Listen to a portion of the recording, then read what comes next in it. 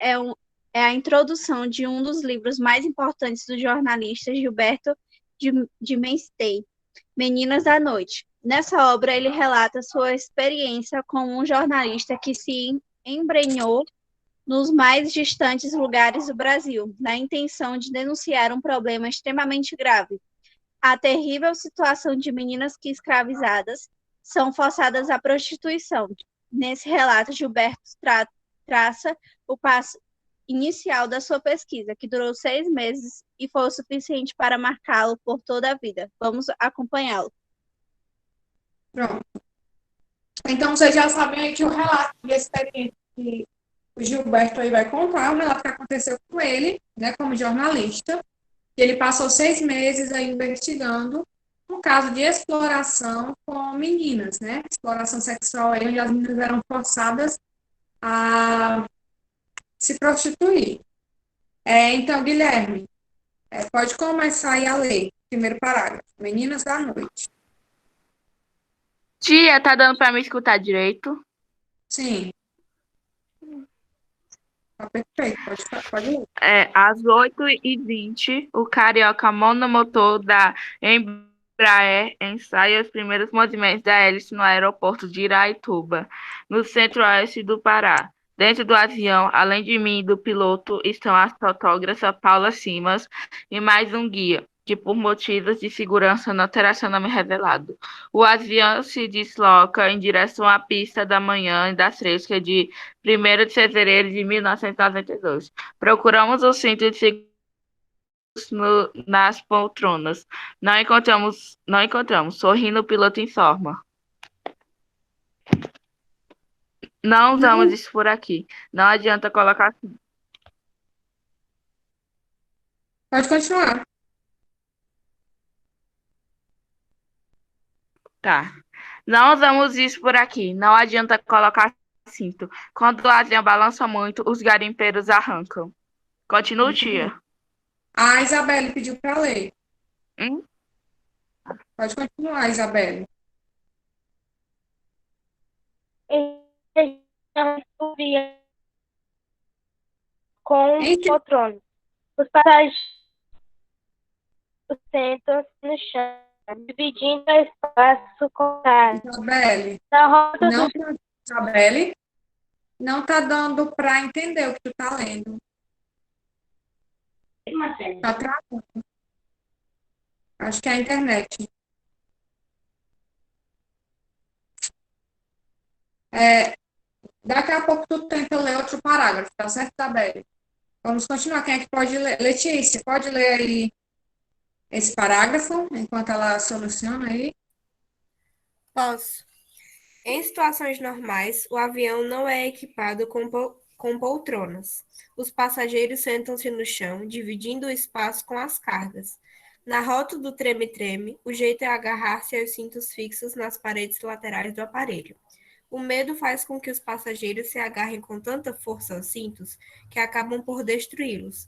De tanto consertar, o piloto preferiu arrancá-los de vez.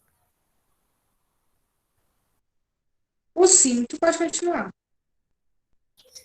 O cinto é apenas um detalhe insignificante. Nesse momento, estou mais preocupado com uma dúvida que cultivo desde que, em julho de 1991, iniciei minha investigação sobre o tráfico e aprisionamento de meninas forçadas à prostituição. Se conseguiria documentar um cativeiro. Depois de 7 meses de investigação, tenho em meu poder fotos e fitas com gravações, até um vídeo. Documentos da polícia, entidades assistenciais, inúmeras entrevistas com testemunhas e vítimas do tráfico e escravidão em vários pontos das regiões Norte, Nordeste e Centro-Oeste, englobando a Amazônia Legal. A maior parte do material foi recolhida na fase de campo de investigação, desfechado na primeira semana de janeiro deste ano. Continuo? Termina esse outro parágrafo. Aí depois a Isabelle continua. O tempo está bom. Durante todo o trajeto pode-se admirar a paisagem. A floresta fechada, cortada por caudalosos rios de águas amarronzadas. Aproveito uma breve estabilidade do avião para fazer anotações no diário de viagem, que procuro manter atualizado não apenas com informações, mas com minhas impressões, detalhes que, aparentemente insignificantes, podem ser úteis para a elaboração do livro. Não me limito à declaração ou dados frios.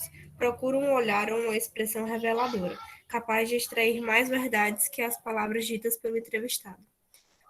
Tento também perceber o que passa pela minha cabeça diante do que vejo e ouço. Muito bem. Continua.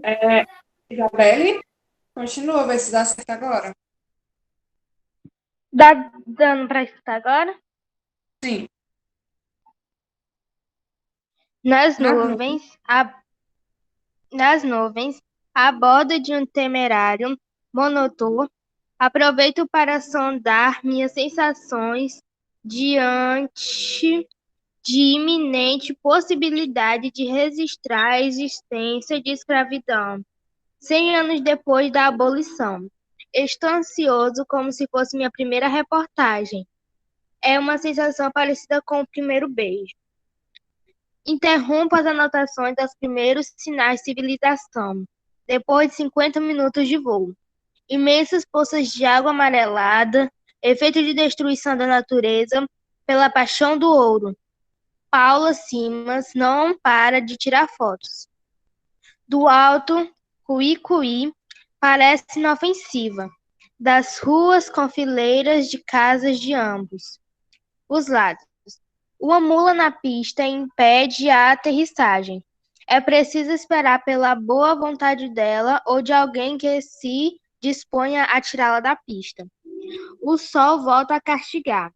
O pouso foi tranquilo. Até onde isso é possível numa pista de terra cheia de poças de água e buracos?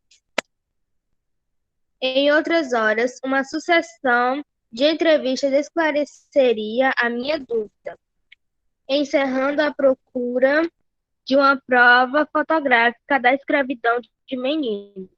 Com ela, posso concluir a viagem, mas decido mudar meus planos. O que vejo e ouço, tudo fotografado, precisa ser divulgado imediatamente. Não está mais em jogo apenas uma reportagem. Uma menina implora para que eu a liberte e me faz lembrar que, além de jornalista, sou cidadão, mas nesse momento não tenho condições de ajudá-la.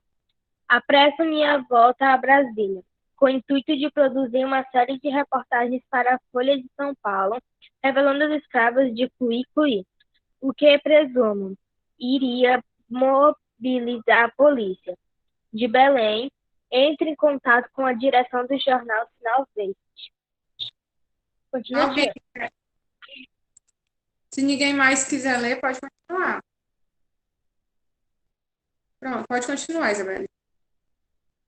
Durante a viagem para Brasília, agora num confortável Boeing da Transbrasil, reflito sobre as etapas por que passei, até chegar a Cuí-Cuí, um exemplar de cativeiro entre tranços espalhados na selva amazônica, a maioria deles criada em torno de 800 zonas de garimpo, que atraem hoje cerca de 60 mil homens.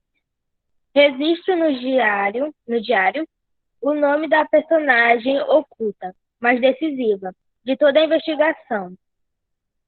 Sem ela, dificilmente teria alcançado alguma coisa. Maria de Lourdes Araújo Barreto, que, em Belém, me introduziu na rota do tráfico de meninas e nos labirintos da prostituição infantil. Lourdes abre o diário e, como não podia deixar de ser, encerra a última página. Convido o leitor a dividir comigo essa viagem pelas rotas do tráfico humano. Uma das estações finais é Cuí-Cuí, mas ela passa antes pelos segredos da prostituição infantil, que se dissemina pelo Brasil. O Centro Brasileiro para a Infância e Adolescência, CBIA, do Ministério da Ação Social, divulgou um documento em que estima em 500 mil o número de meninas prostitutas. A Amazônia é a região que atrai o mais intenso movimento migratório, alterando com extraordinária rapidez a cara do país. Homens e mulheres de pele clara e cabelo louro, procedentes do sul, se mesclam ao caboclo amazônico. Misturam-se cores de pele, comida, expressões. Muitos foram à procura de terras, outros atraídos pelo ouro. De acordo com o último censo, as maiores taxas de crescimento da população foram registradas na Amazônia. Roraima, 9,1%, Rondônia, 7,9%, Mato Grosso, 5,4% e Pará, 3,4%. Protegida pela natureza, que dificulta o acesso por terra e até por ar, incontável número de acidentes de avião, a selva cria estados dentro do estado, onde a lei é ditada por quem tem mais armas, melhores pistoleiros e mais audácia. As rotas do tráfico de meninas convertidas em prostitutas são um sinal cristalino da desorganização e desumanidade desse movimento. Para seguir algumas das rotas, deparei-me com personagens que, se não existissem, um escritor teria de inventá-los. E vi cenas e ouvi depoimentos que, se também não fossem reais, um cineasta ou escritor teriam de colocá-los na tela ou nas páginas de um romance. Só para terminar, aí na página 142, e para a gente discutir sobre isso, tá certo? Tem aí. Quem é Gilberto Dimenstein, né? Para Gilberto Dimenstein, jornalista é uma forma de educar por meio da comunicação, como se fosse uma sala de aula. Como um professor, o jornalista lança um olhar diferenciado sobre os fatos, na intenção de mostrar ao seu público quais os problemas da comunidade e os caminhos que ela pode seguir para melhorar. Desenvolvido seus livros, como o famoso O Cidadão de Papel, e na sua atividade diária. Essa visão fez Gilberto um dos jornalistas mais respeitados do mundo, tendo recebido inúmeros prêmios nacionais e internacionais, como o Prêmio Criança e Paz do Unicef. Tá certo? Pessoal, o que foi aí que vocês entenderam desse texto? Né? Sobre o que é que retrata o texto, o que é que chamou a atenção de vocês nesse texto? Isso, Guilherme. E aí, quem chegou agora, tá certo? Que ainda não colocou o número da chamada aí no chat, pode colocar só o número da chamada, por favor. Enquanto vocês vão me dizer aí o que é que chamou a atenção de vocês nesse texto. O que foi que vocês entenderam desse texto? Quem é que gostaria de falar? Eu, tia. Pode falar, Guilherme. Tia, eu entendi desse texto que é uma realidade triste, porque assim, né, como o próprio texto diz, tem umas meninas que realmente são obrigadas à prostituição. E isso daí, para mim, é uma coisa muito, mas muito triste e que me dá raiva dessas pessoas que fazem isso. Até porque aquela criança ali não tem nada a ver com aquilo e ainda fica coisando, né? E ainda fica obrigando a fazer aquilo. Exatamente, Guilherme. É uma situação realmente que causa muita tristeza e até muita revolta, né? Sabendo aí que esse texto é um texto real, tá certo? Esse relato de experiência aí, se é um relato de experiência, é uma notícia, né? São coisas, são fatos reais. Vocês percebem que quando ele vai viajar na ida, eles vão num avião que não tem nem o jornalista, né? E as fotógrafas vão num avião que não tem nem cinto de segurança. Por quê? Porque esse avião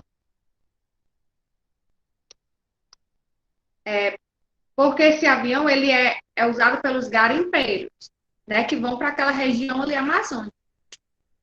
Então, o piloto disse que não adianta nem eles procurarem o cinto, tá certo? Porque não tem. Então, ou seja, o que a gente entende? Que eles vão, esses jornalistas, esses fotógrafas, vão em um avião como se fosse um avião clandestino, tá certo? Para fazer essa pesquisa. É por isso que nessas últimas informações que eu li, ele diz que o papel do jornalista é como se fosse de um professor, tá certo? Através da entrevista, ele leva muitas coisas, como é que eu posso dizer? Com um cunho de realidade para o mundo, tá certo? Alguém mais tem algum comentário sobre esse texto, pessoal? Alguma parte do texto que chamou a atenção de vocês, que vocês acharam interessante?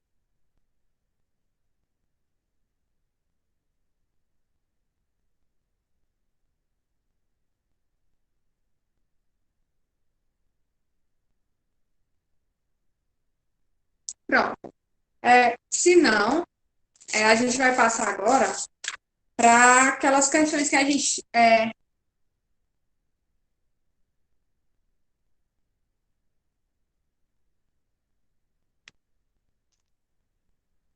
pronto, a gente vai falar sobre isso agora, tá certo? Ontem a gente parou o nosso para discutir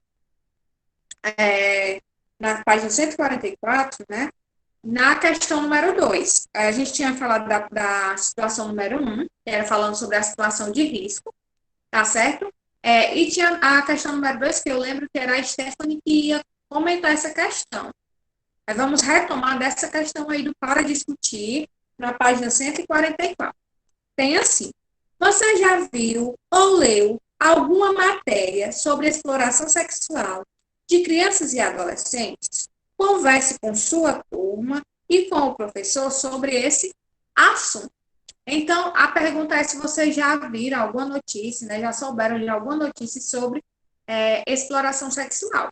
A Stephanie vai falar, tá certo, Guilherme? Que ela tinha pedido para falar ontem e acabou o tempo.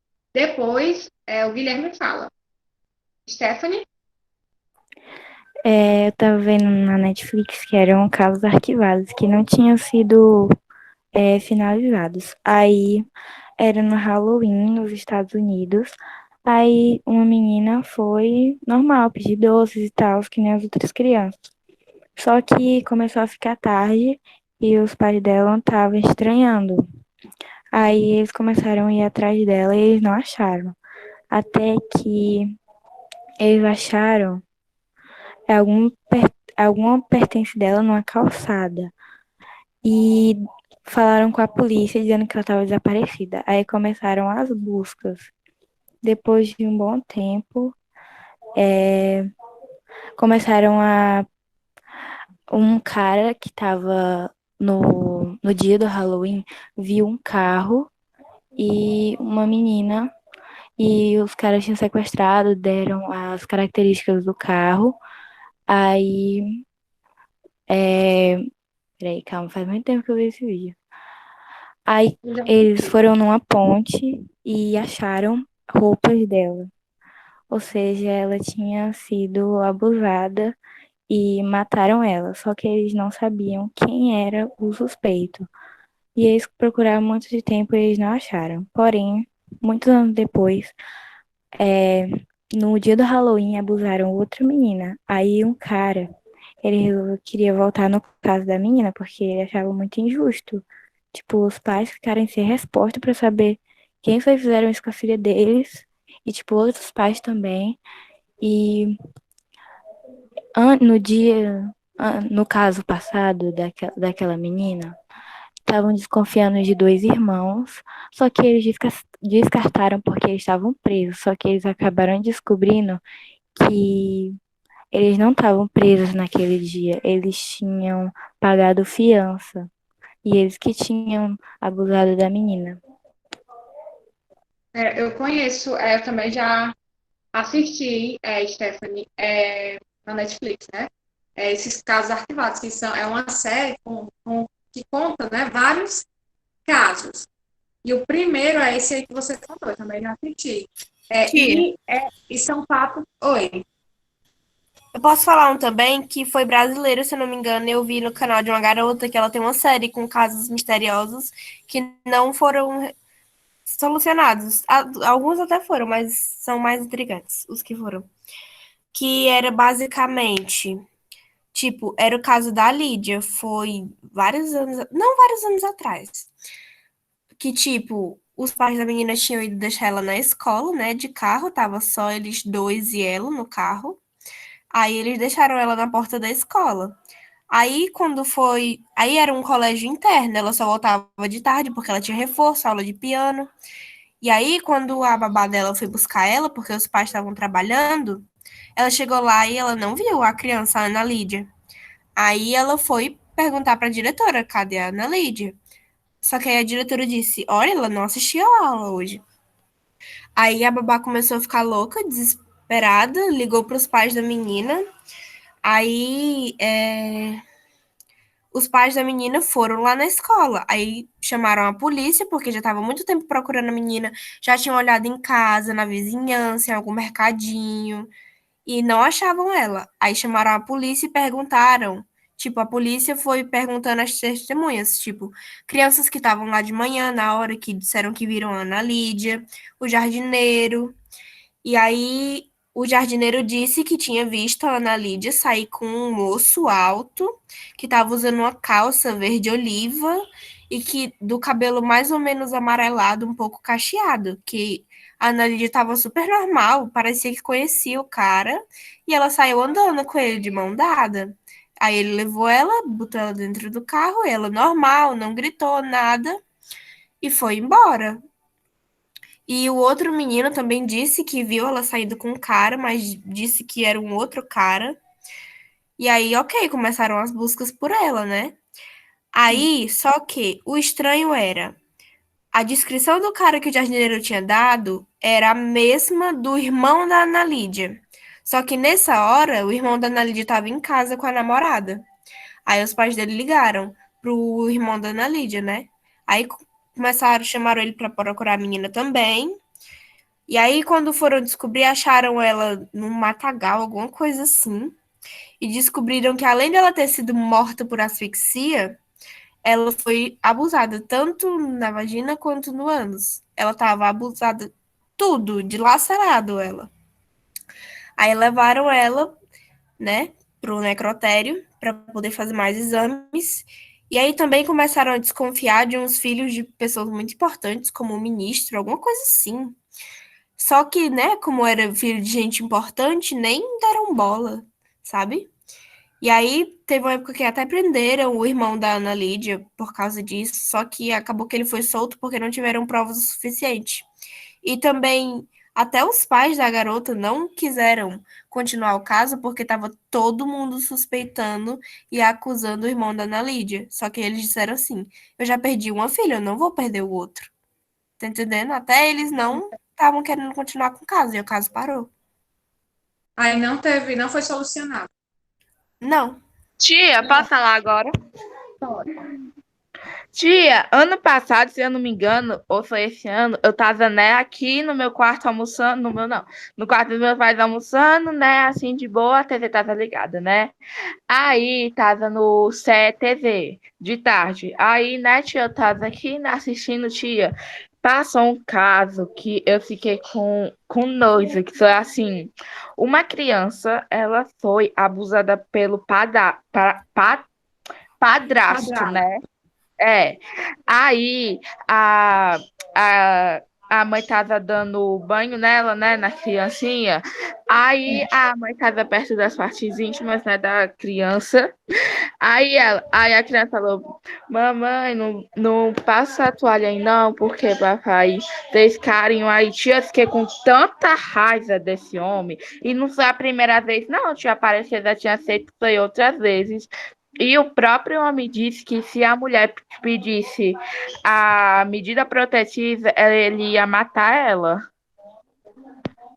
É por isso que o livro de vocês, né, traz esse gênero aí, relatos de experiência. E no primeiro texto, ele já traz esse tema tão polêmico, tá certo? Para vocês discutirem mesmo, para a gente discutir, porque tanto a história que a Stephanie contou, como a que a Letícia contou, como a que o Guilherme contou, são histórias verdadeiras, tá certo? E são histórias, os meninos aí fizeram relatos, não de experiências deles, né? Mas de experiências que eles viram, ou na Netflix, ou no YouTube, na TV. Então, o livro de vocês traz essa pergunta sobre esse tema para realmente nós fazermos essa discussão. É tanto que o quadro aqui, o nome desse bloco do livro de vocês é Para Discutir. E a gente sabe que esses casos não param por aí, não param no texto aqui que nós lemos. Todos os dias acontecem casos no Brasil e no mundo inteiro. É tanto que a história que a Stephanie relatou não é uma história brasileira, tá certo? Essa série que passa são fatos verdadeiros, mas não são brasileiros. Então, é muito triste, né? A gente saber disso, mas é preciso a gente falar sobre tudo, tá certo? Então, acontece muito, Guilherme. Essa história que você contou, tá certo? Da própria família, né? Normalmente são de pessoas próximas. Isso vem de pessoas próximas. Normalmente, a maioria dos casos são de pessoas próximas, infelizmente. É muito interessante, pessoal. A gente poderia passar aqui a aula inteira comentando sobre isso, tá certo? Mas vamos Tia, aí. depois a tia vai lá no canal da Jaqueline Guerreiro, tem uma playlist lá, só com a Quinta Misteriosa, que são todos os vídeos, é muito legal. Vou procurar depois, tá certo? Uhum. Aí vamos aí para a terceira questão, tá certo? Do Para Discutir. Tem assim: apesar de as leis brasileiras dizerem que crianças e adolescentes não podem ser forçadas a trabalhar e que qualquer contato sexual com eles por parte de um adulto é crime, ainda há pessoas que dizem que as crianças agem voluntariamente. Qual é a pergunta que traz aí nessa parte aí? Qual é a sua opinião acerca disso? Vocês sabem que as leis proíbem, né, o trabalho infantil. Todo mundo sabe disso, né? Que criança é para estudar, né? E ainda tem a parte de que a lei brasileira também diz que é crime qualquer relação de um adulto com crianças, né? Com crianças. Porém, tem pessoas que dizem que as crianças agem voluntariamente, ou seja, elas trabalham porque querem e elas têm esses contatos com esses adultos porque querem, né? Voluntários. O que vocês acham sobre isso? Tá certo? Pode falar, Guilherme.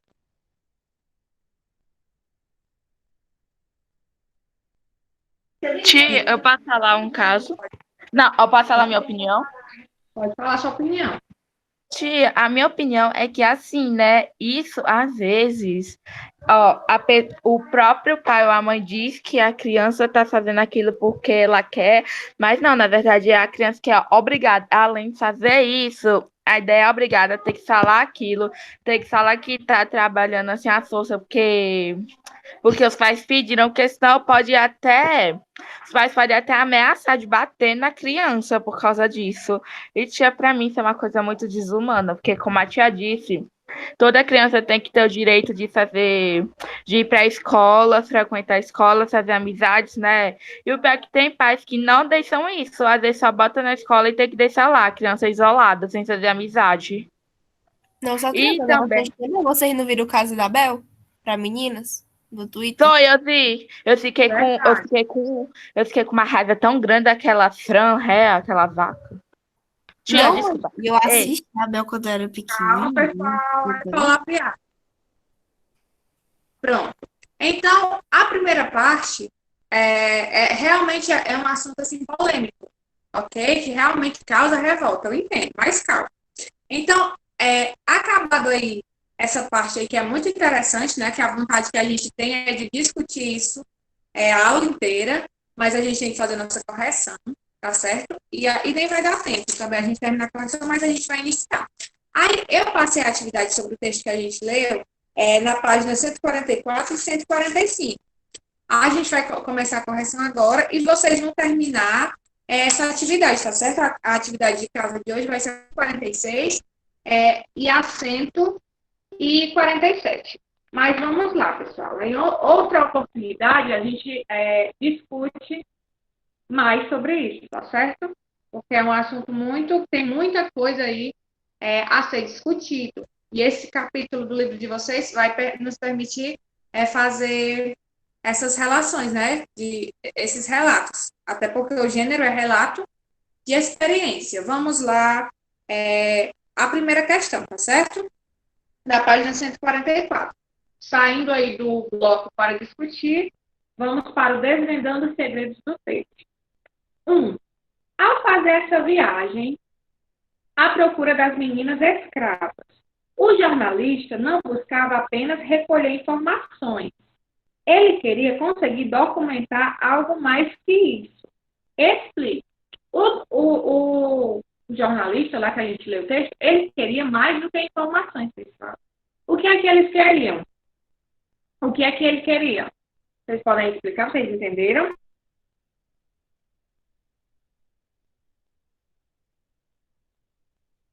Tia, além de documentar as informações para poder, né, botar no jornal essas coisas, ele queria também salvar aquelas meninas, porque acima dele ser jornalista, ele era um cidadão igual a elas.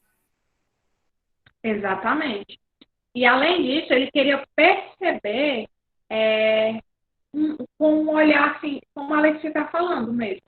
Ele queria, por exemplo, conversar com aquelas crianças e ter um olhar do que realmente aquelas crianças estavam passando, tá certo? Não queria só simplesmente tirar as fotos e noticiar. Ele queria ter um olhar mais aprofundado sobre aquele caso. Porque vocês viram no texto que falava de 500 mil meninas, né? Então, é muita criança, muita adolescente, tá certo? Tia, Oi. e o pior é que esses casos aí, né, só aumenta cada dia mais. Isso daí é o que me deixa mais triste, assim. Exatamente. Todo dia tem casos diferentes. Se você ligar a TV, se você for buscar, todo dia tem aumentado esses casos no Brasil, infelizmente, tá certo? É triste, mas é a nossa realidade. Questão número 2. No 9º parágrafo do texto, o que o autor quis dizer com a expressão paixão do ouro, pessoal?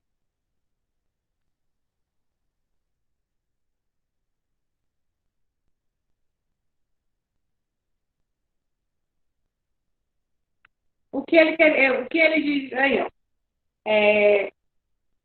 Paixão do ouro. Por que as pessoas faziam isso? O que seria essa paixão do ouro? É a ambição de ganhar dinheiro, tá certo? Porque vocês sabem que a pessoa que faz o tráfico dessas meninas, ela está ganhando dinheiro, porque ela está explorando as meninas. Então, por exemplo, a pessoa, né? Eu posso falar? Oi, pode falar. Eu vou dizer assim, ó, sobre as crianças que tinham que se prostituir para conseguir o dinheiro necessário. Na 2, né? Sim, Mas, na verdade, é isso, Isabelle, mas o dinheiro não era propriamente para as meninas, tá certo? O dinheiro, por que é a paixão do ouro? Porque uma pessoa que se propõe a fazer isso, ela ganha muito dinheiro. O dinheiro, quem ganha muito dinheiro, não são as meninas estão ali obrigadas. Quem ganha o dinheiro, né, é a pessoa que está explorando aquelas meninas. Por exemplo, tem um local onde tem várias meninas e as pessoas que vão ali para ficar com aquelas meninas pagam, não é as meninas, pagam a pessoa que está explorando, a pessoa que levou as meninas para aquele lugar. Entendeu? Isso, Stephanie, usam essas meninas para eles ganhar dinheiro. Então, as meninas não estão ali porque elas estão ganhando dinheiro, tá certo? Oi. Deixa eu posso falar o meu? Tia, e também... Ah, não, Carol, fala tu, vai. Pode falar, Carol. Eu coloquei paixão por interesse, a pessoa finge uma paixão para desfrutar os recursos da outra pessoa. Exatamente. As meninas, elas estão... Quem está recebendo esse dinheiro é o explorador, tá certo? Nesse caso aí, não são as meninas, é o explorador. Por isso que é a paixão do ouro. E por que também que é chamada a paixão do ouro? Porque vocês percebem que no texto, essas meninas eram levadas para uma região, pessoal, de garimpo, tá certo? Onde tinham muitos garimpeiros. Era um local onde os garimpeiros iam em busca ali do ouro e acontecia também essa exploração de crianças, tá certo? Por isso que é a paixão do ouro, porque naquela região ali Era uma região de garimpo, ok? Terceira questão. Leia o trecho abaixo, retirado do 8º parágrafo. Nas nuvens, a bordo de um temerário monomotor, aproveito para sondar minhas sensações diante da iminente possibilidade de registrar a existência de escravidão 100 anos depois da abolição. Agora, assinale a única opção verdadeira, tá certo? A. O parágrafo se inicia com uma expressão indicativa de tempo. A palavra temerário não exerce função sintática. O jornalista se mostra ansioso ao perceber que está prestes a provar que ainda há escravidão no Brasil. D. A palavra iminente poderia ser substituída por eminente, sem mudar o sentido. Ou letra E. As sensações às quais se refere o jornalista são paz e indiferentes. Qual dessas opções aí, pessoal, está correta? É muito interessante quando ele diz assim, ó. Aproveito para sondar minhas sensações diante da iminente possibilidade de registrar a existência da escravidão mesmo depois da abolição. Exatamente, pessoal. A letra correta, letra C. Tá certo? Que é quando ele diz, ele está ansioso para provar que no Brasil, mesmo tendo acabado a abolição, né, tendo sido abolida a escravatura, ainda existe escravidão. Então, a opção C. A gente tem aí 1 minuto, dá tempo para responder a 4. Tá certo? Ainda considerando o trecho do texto reproduzido na questão anterior, indica a expressão que poderia substituir o termo nas nuvens, sem alterar o sentido.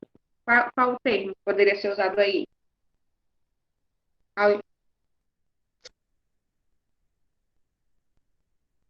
Exatamente, Stephanie. Isabel, letra C. Nas nuvens é a mesma coisa de no céu, tá certo? Nessa expressão aí, nas nuvens significa no céu. Ok, pessoal? Façam a atividade de casa, tá certo? Eu vou deixar lá no Google Sala de Aula e amanhã a gente termina a correção. Número 2, 5, 6, 7, 12 e 19 não estão na aula, né? Porque não colocaram o número no chat. Pronto, né, pessoal? Então, a nossa aula terminou. Tia, eu tô aqui porque não tá dando pra mandar mensagem no chat. Qual é o número, amor? Sou 6. Pronto. Pronto, pessoal. Pois até a próxima aula, tá certo? Oi, Larissa. Qual é o teu número, Larissa? 7. O 7, tia. Já coloquei, viu? Tchau. Coloquei, Larissa. Sua presença. Beijo. E até amanhã. Tchau, tia. Tchau.